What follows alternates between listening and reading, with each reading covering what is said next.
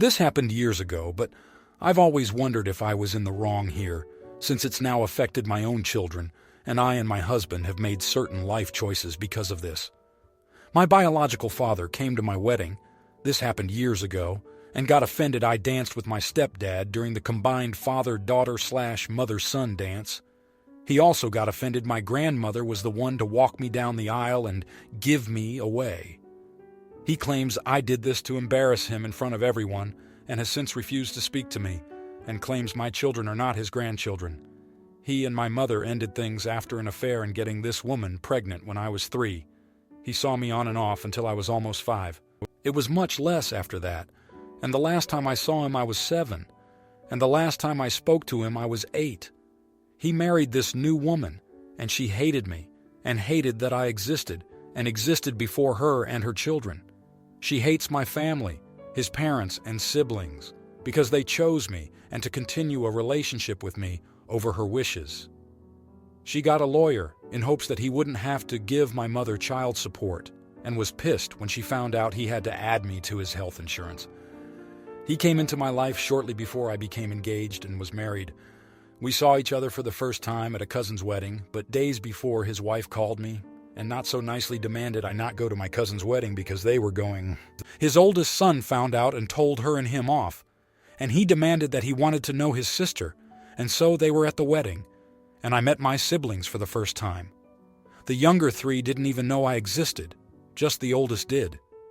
We saw each other sometimes after that, he and I never forming a full-on relationship since this lady hated me so much. I asked nothing from him and demanded nothing. When I invited him and his family to my and my husband's wedding, I got no answer. I called and asked if they were coming, and he never could say yes or no. I went on and planned the wedding without his response, and I expected him not to come since he never came to any other of my life events. Never called on birthdays either, or sent cards or letters. He called me hours before the wedding, as I'm having my hair done, to say that yes, in fact, they are coming and are on the road. I was surprised, but happy. But what happened at the wedding stopped any relationship we were building up to. My stepdad has been my dad since I was 4. That man has done all the things a father is supposed to do and loved me like his own. He wasn't perfect, but no one is. So when I planned on who I would dance with, my decision came naturally. Some have asked, well, why didn't you dance half him and half your real dad? And I just reply that I didn't even know the man would be there until the afternoon of.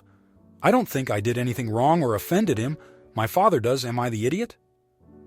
Comment 1. Not the idiot. If you knew he was coming, you could have told him in advance what your plans were beforehand, so he would know in advance. He wouldn't be walking you down the aisle, etc. So it's really his own fault he was offended. He's lucky there was even a seat meal, etc. for him at the wedding. I think it's very selfish of him. Did he think that you would just be walking down the aisle alone if you didn't show? He probably didn't consider any of this.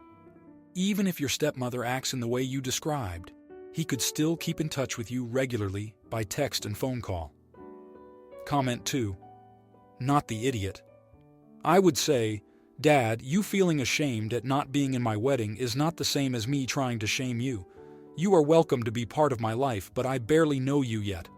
I understand you interpreted that as me shaming you for not being involved in my life until recently, and I can understand why someone would feel ashamed at behaving the way you have. However, my intention was to highlight the bond I have with my stepfather. Comment 3. Not the idiot. Blood doesn't make family. Family are the people who show up for you, and your dad has not shown up for you. It takes almost no work to get somebody pregnant. It's all of the stuff that comes after that determines if you are a good parent or not, and your stepdad stepped up and was a parent to you. Now, for the next story. I just got a job offer in a different state. My husband works in a fly-in, fly-out camp, so it will not affect his work. However, my new job adds nearly $30,000 a year more to our budget. My in-laws live in a different state already and make an effort to see our kids. However, we currently live 8 blocks from my parents, and they are losing it.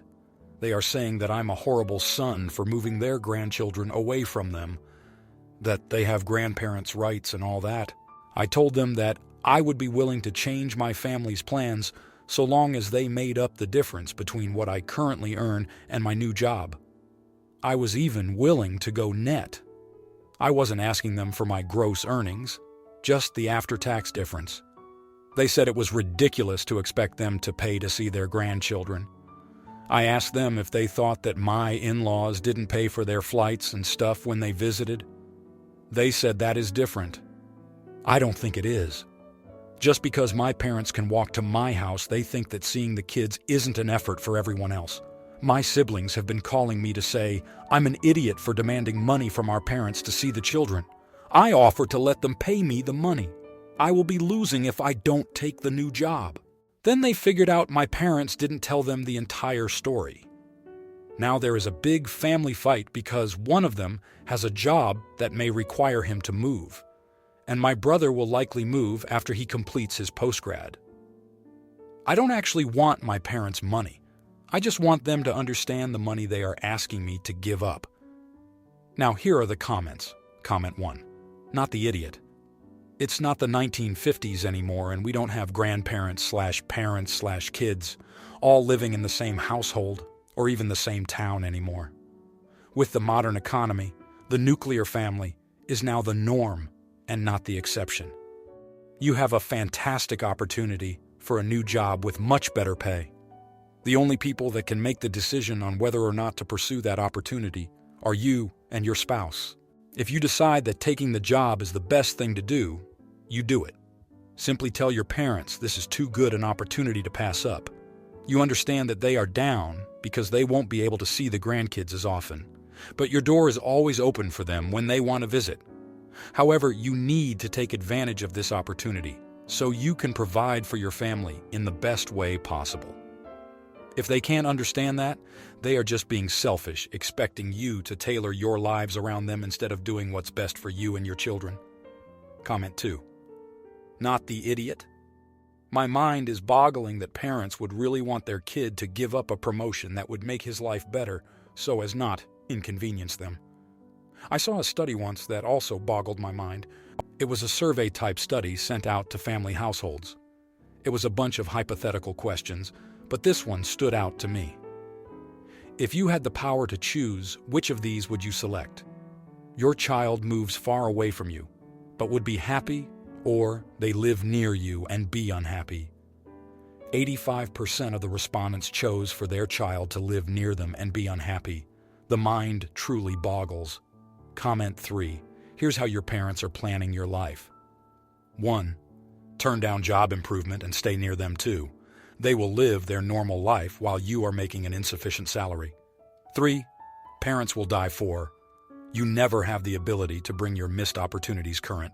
You will never recoup the lost wages, nor have the ability to improve your standard of living going forward because you will be too old.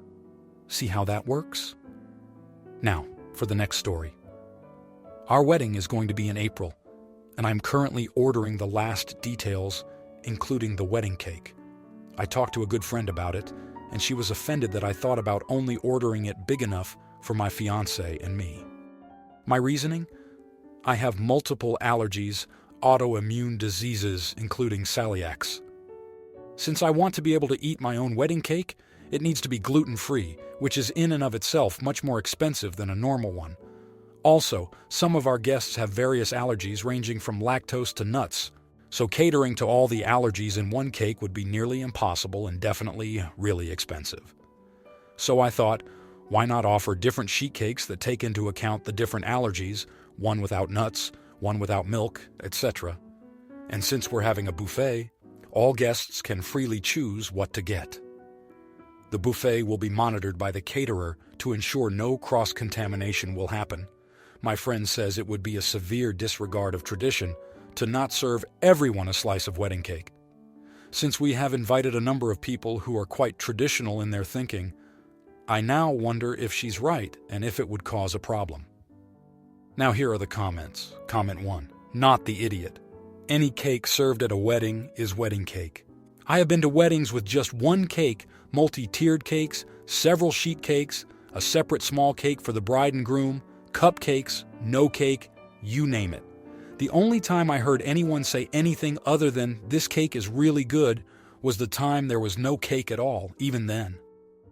It was just a slightly disappointed comment about not getting cake. The rest of the wedding was great. If anyone gets hung up on the idea that there isn't just one massive cake for everyone, they were looking to find something to complain about. If it wasn't the cake, it would be the music, or the lighting, or the tablecloth, or that they are upset because they missed out on the irony of rain on your wedding day, or, well, you get the point. Do your thing, it sounds awesome. Comment 2. Not the idiot. My friends did something similar at their wedding. There were 8 single-tier cakes, 1 cake per guest table, and a total of 3 different kinds of cakes. One was full vegan, one was lactose-free, and others regular cakes. They told all the guests who had allergies or a special diet which cake was safe to eat. The cakes looked different, so no chance of confusing them. The bride and groom went to each table and cut open the first slice. Then, the guests cut the rest of the cake open and served themselves. I think it was a lovely idea and avoided big queues of people waiting in line for the cake. Everyone remained seated and waited for the bride and groom to come to their table. Comment 3. You are trying to accommodate as many allergies, sensitivities as possible by getting multiple cakes. How could that offend people? Also, tradition is just peer pressure from dead people. It's your wedding. Do whatever makes you happy and ignore everything else. P.S. Make sure you assign someone to deal with any issues on the day so you are not bothered if anything crops up. Take it from someone who had the owners of the property interrupt their meal to inform me my sister was throwing up all over the women's bathroom. Now, for the next story.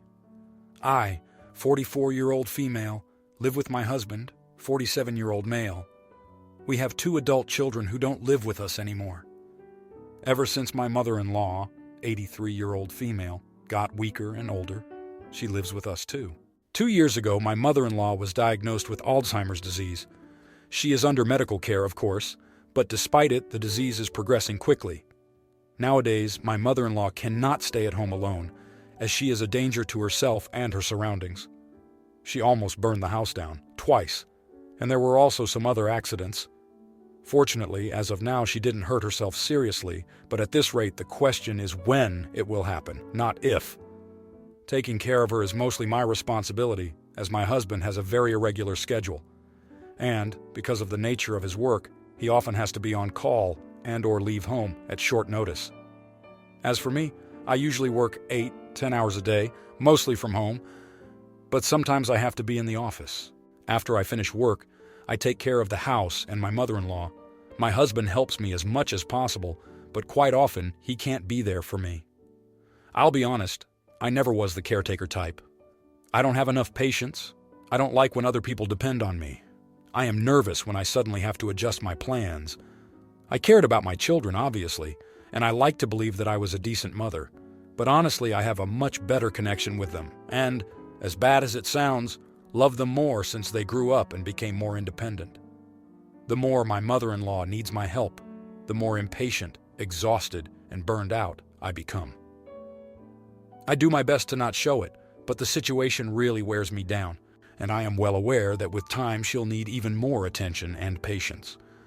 Admittedly, given that I cannot always work from home and my mother-in-law can't be alone, I have constant problems at work, which upsets me as I cherish my work and career.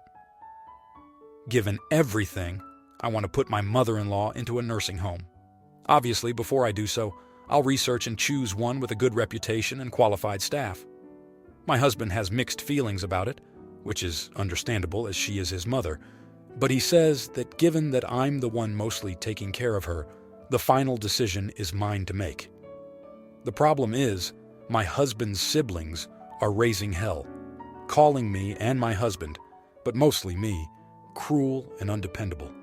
They say I should just hire a nurse or something. I don't want to let a stranger into my house. And I don't want to be a caretaker at all. And in this configuration, I'd still have to take care of my mother-in-law after work. We, my husband and I, offered them that we'll pay them for either taking her to live with one of them or for taking care of her at our place. But they weren't interested, citing that it's too much responsibility and they have their own lives. But that's exactly why I considered the nursing home in the first place. Am I the idiot? If you like this video, you'll probably like these too. Also, while you're here, please consider subscribing. It's your support that keeps this channel alive and allows me to make better and longer videos. Have a great day.